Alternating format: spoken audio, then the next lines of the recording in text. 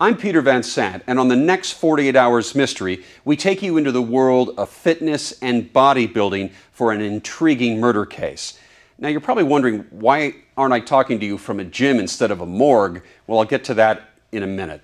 The missing person in this case is a beautiful young dancer named Melissa James. She's also a businesswoman, has everything going for her in this world, and she is living in Las Vegas with the most famous power couple in the fitness bodybuilding world, Kelly Ryan and Craig Titus. The two of them have graced covers of bodybuilding and fitness magazines for years. They've been on television, on ESPN. They're celebrities in that world, and they're known around the world.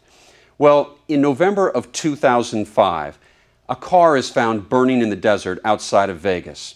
Police trace the registration of the car and discover that it belongs to Kelly Ryan.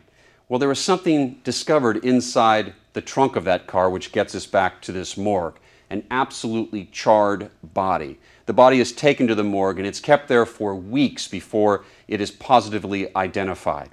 Well, police begin an investigation. They ask Kelly and Craig, who could have taken your car?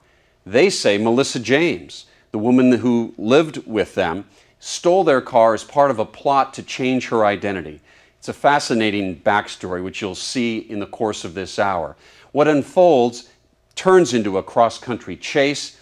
There's video that is discovered at a Walmart, security video, that shows a woman buying 7 cans of lighter fluid.